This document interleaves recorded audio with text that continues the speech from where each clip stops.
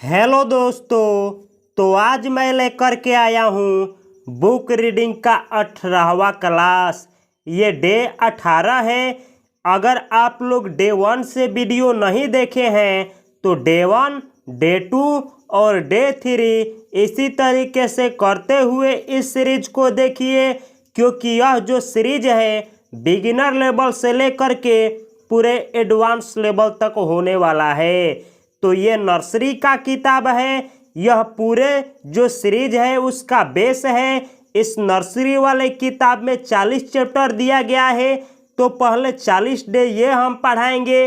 उसके बाद LKG, UKG, class 1, 2 इसी तरीके से 10, 12 ग्रेजुएशन, पेपर रीडिंग और स्टोरी रीडिंग, और किस तरीके से किसी भी पैसेज को पढ़ा जाता है और उसका हिंदी मीनिंग निकाला जाता है, इसी चैनल पे आप लोगों को सिखाया जाएगा। तो आज की वीडियो में आप लोग सीखेंगे इन, ऑन, अंडर। ये 3 प्रीपोजिशन होते हैं। प्रीपोजिशन आप लोगों को पता नहीं है तो प्रीपोजिशन के ऊपर मैं ऑलरेडी वीडियो बना चुका हूँ। आप लोग मेरे चैनल के प्लेलिस्ट से जा करके प्रीपोजिशन वाले वीडियो को देखना ना भूलें। तो इस वीडियो में आप लोग 3 प्रीपोजिशन सीखेंगे, एक इन, एक ऑन और एक अंडर। तो इन का हिंदी मीनिंग होता है में, यानी जब भी किसी चीज के अंदर में कुछ हो तो उसको बतलाने के लिए इन प्रीपोजिशन लगता है। जबकि कोई सामान किसी चीज के ऊपर हो तो अन प्रीपोजिशन का प्रयोग होता है। जैसे यहाँ पे किताब के ऊपर पेन है तो अन प्रीपोजिशन लगेगा। उसी तरीके से अंडर का प्रयोग तब किया जाता है जब कोई चीज किसी चीज के अंदर हो। जैसे यह जो कलम है यह मेरे हाथ के अंडर में है, तो इस तरीके से अंडर प्रीपोजिशन का यूज होता है। समझ में नहीं आया है तो घबराने की कोई बात नहीं। चलिए हम लोग इसको कुछ सेंटेंस के माध्यम से समझने का प्रयास करेंगे। यहाँ पे दिया गया है read aloud. Read aloud, read यानी पढ़ो, अलाउड यानी जोर से। तो इसका हिंदी मीनिंग हुआ कि जोर से पढ़ो। तो आप लोगों को कमांड दिया गया है कि जोर से पढ़ो। आप लोग जब भी किसी को बोलना हो कि जोर से पढ़ो तो आप लोग बोलेंगे रीड अलाउड, रीड अलाउड। तो चलिए देखते हैं। यहाँ पे आप लोग देख सकते हैं कि यहाँ पे एक केनल है और केनल के अंदर यह डॉग है। तो यह चूंकि डॉग जो है केनल के अंदर है तो इसमें इन प्रीपोजिशन का यूज होगा।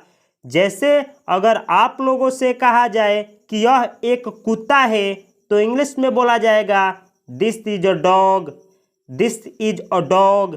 दिस इज यानी यह है, अ डॉग यानी एक कुत्ता। तो इसका हिंदी मीनिंग हुआ कि यह है एक कुत्ता। अगर आप लोग this is, that is, these are, those are वाले वीडियो को नहीं देखे हैं तो प्लीज डे 1 से इस सीरीज को देखिए, ताकि आप लोगों का बेस बिल्कुल हमेशा के लिए मजबूत हो जाए, ताकि आप लोग कभी भी इंग्लिश पढ़े तो आप लोगों को किसी भी तरीके का परेशानी ना हो।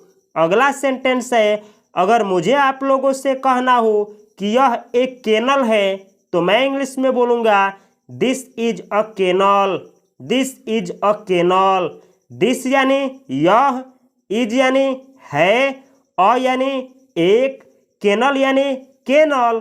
तो इसका हिंदी मीनिंग हुआ यह एक केनल है, यानी यह एक केनल है। इसी तरीके से अगर मुझको आप लोगों से कहना हो कि कुत्ता केनल में है तो मैं इंग्लिश में बोलूँगा the dog is in the kennel, the dog is in the kennel.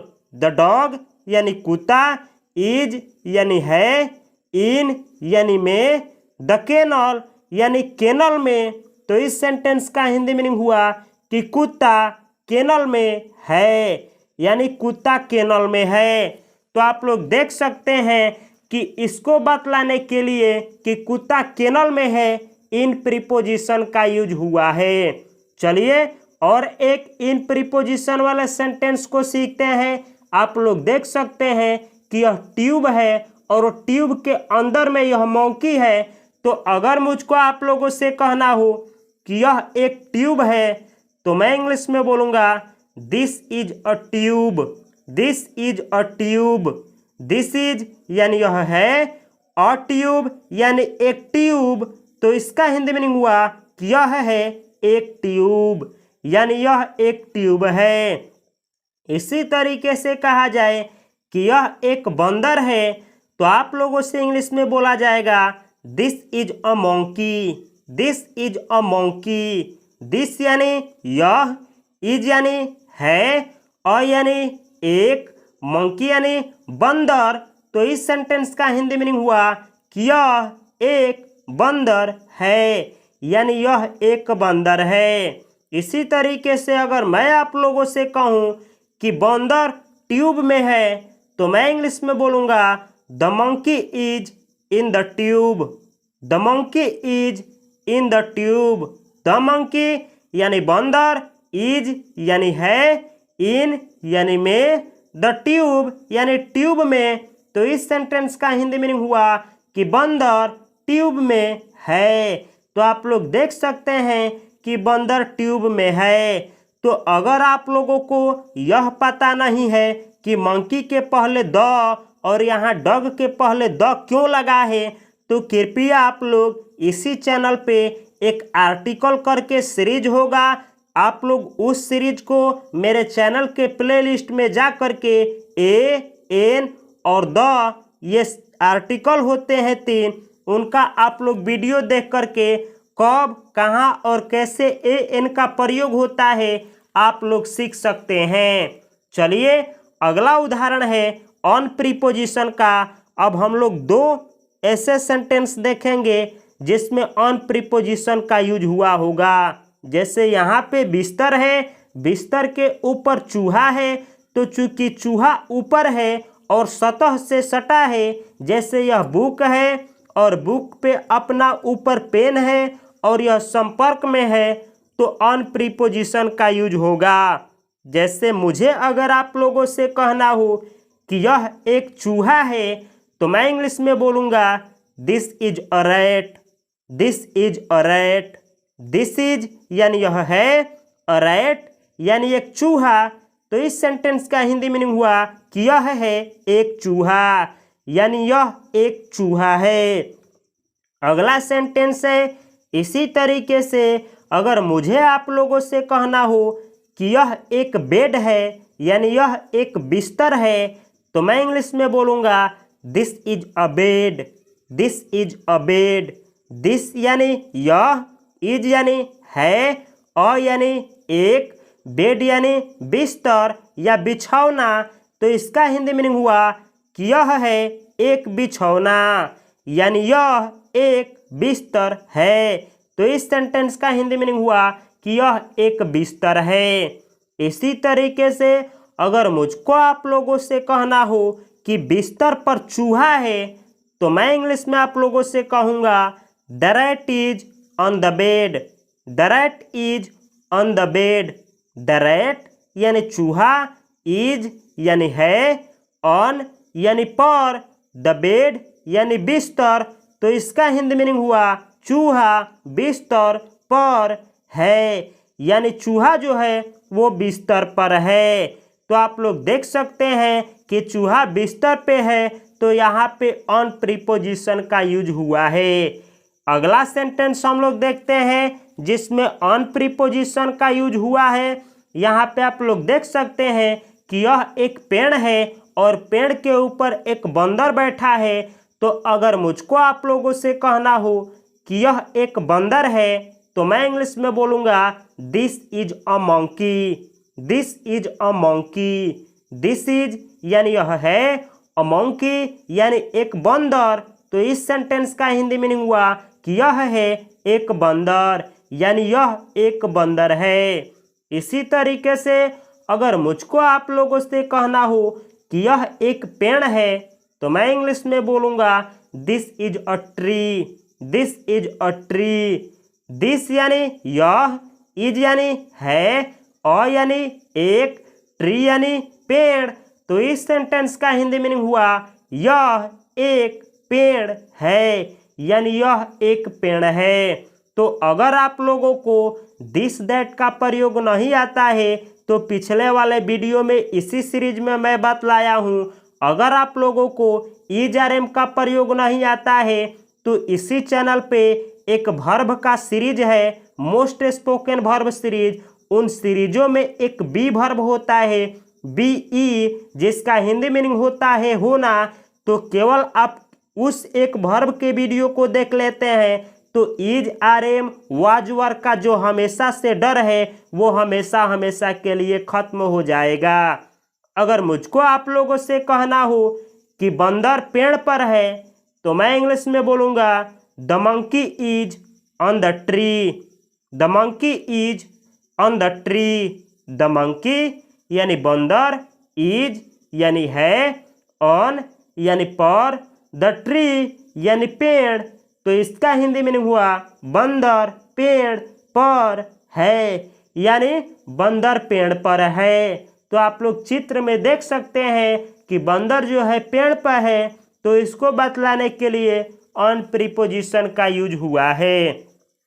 आगे बढ़ते हैं, अब देखते हैं कि आप लोग अंडर प्रीपोजिशन का कैसे यूज करेंगे। तो आप लोग यहाँ देख सकते हैं कि यहाँ पे एक पेड़ है और पेड़ के अंदर में यानी नीचे अंदर में एक बकरी है। तो अगर मुझको आप लोगों से कहना हो कि यह एक बकरी है तो मैं इंग्लिश में आप लोगों से कहूँगा this is a goat, this is a goat. This is यानी यह है, अ गोट यानी एक बकरी। तो इसका हिंदी मीनिंग हुआ यह है एक बकरी, यानी यह एक बकरी है। अगला सेंटेंस है, इसी तरीके से मुझको अगर आप लोगों से कहना हो यह एक पेड़ है तो मैं इंग्लिश में बोलूँगा this is a tree, this is a tree. This is यानी यह है, अ ट्री यानी एक पेड़। तो इसका हिंदी मीनिंग हुआ यह एक पेड़ है, यानी यह एक पेड़ है। अगला सेंटेंस है, अगर मुझको आप लोगों से कहना हो कि बकरी पेड़ के अंदर है यानी बकरी जो है पेड़ के नीचे है तो मैं इंग्लिश में बोलूँगा the got is under the tree, the got is under the tree. The got यानी बकरी, इज यानी है, अंडर यानी के अंदर या नीचे, द ट्री यानी पेड़ के नीचे।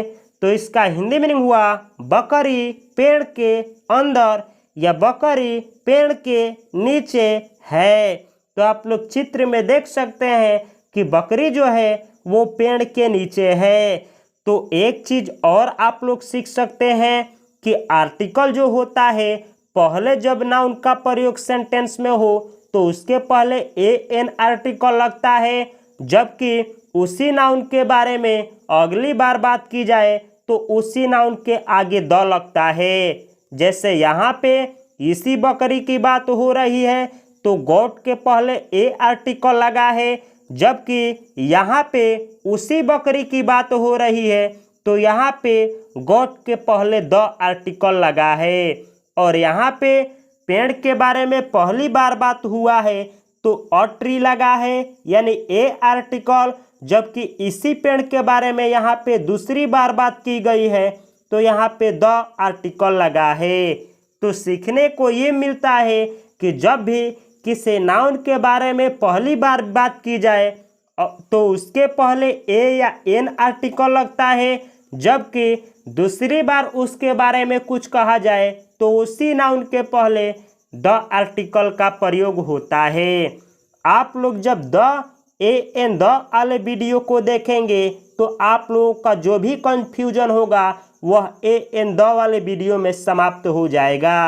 यहाँ पे आप लोग देख सकते हैं कि यहाँ पे एक आश्रय है, आश्रय यानी ठहरने वाला स्थान है।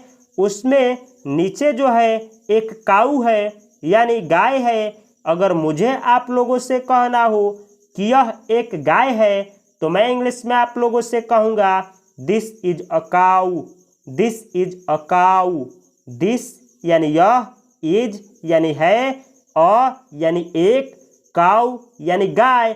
तो इसका हिंदी मीनिंग हुआ यह एक गाय है, यानी यह एक गाय है।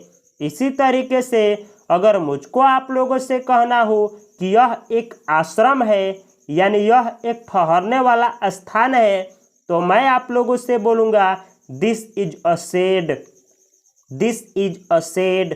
दिस यानी यह, इज यानी है, अ यानी एक, शेड यानी आश्रय। तो इसका हिंदी मीनिंग हुआ यह एक आश्रय है, यानी यह एक आश्रय है। तो आप लोग देख सकते हैं कि आश्रय जो है उसके अंदर में गाय है। तो अगर मुझको आप लोगों से कहना हो कि आश्रय के अंदर गाय है, तो मैं इंग्लिश में आप लोगों से बोलूँगा the cow is under the shade, the cow is under the shade. The cow यानी गाय, इज यानी है, अंडर यानी के नीचे या के अंदर, द शेड यानी आश्रय के अंदर। तो इस सेंटेंस का हिंदी मीनिंग हुआ गाय आश्रय के नीचे है। तो आप लोग देख सकते हैं कि मैं दो सेंटेंस यहाँ पे तीनों प्रीपोजिशन से कराया हूँ। इन दोनों सेंटेंस में अंडर का प्रयोग हुआ है, जबकि इन दोनों सेंटेंस में ऑन प्रीपोजिशन का प्रयोग हुआ है, जबकि इन दोनों सेंटेंस में इन प्रीपोजिशन का प्रयोग हुआ है। तो आशा करता हूँ मैं कि आप लोग इन, ऑन और अंडर प्रीपोजिशन का यूज कैसे होता है आप लोग सीख गए होंगे। तो इसी सीरीज को अगर आप लोग डे बाय डे करते हुए सीखते हैं तो यकीन मानिए कि आप लोग जो कम ही समय में इंग्लिश सीख जाएंगे वो भटकने पे नहीं सीख पाएंगे। तो अगर मुझको आप लोग यूट्यूब पे, इंस्टाग्राम, ट्विटर, लिंक्डइन, व्हाट्सएप और फेसबुक पे जोड़ना चाहते हैं अपने साथियों को, और आप भी हमसे जुड़ना चाहते हैं, तो इसी चैनल के डिस्क्रिप्शन बॉक्स में, यानी इसी वीडियो के डिस्क्रिप्शन बॉक्स में मेरे सभी सोशल मीडिया का अकाउंट का लिंक है। आप लोग मुझे वहां से फॉलो कर सकते हैं और आप इसी तरीके से जेन्युइनली इंग्लिश सीख सकते हैं। आप लोगों को यह वीडियो कैसा लगा प्लीज़ कमेंट बॉक्स में अपना नाम और अपना पता के साथ कमेंट करें। मैं सभी को कमेंट को पढ़ता हूं और जवाब देने का कुछ प्रयास करूंगा। वीडियो में अगर कुछ त्रुटि हो तो वह भी बतलाएं, मैं सुधारने का प्रयास करूंगा। मिलता हूं मैं अगले वीडियो में अगले टॉपिक के साथ। तब तक के लिए आप सभी को और आप सभी के माता पिता को मेरी तरफ से हार्दिक शुभकामनाएं। नमस्कार, जय हिंद।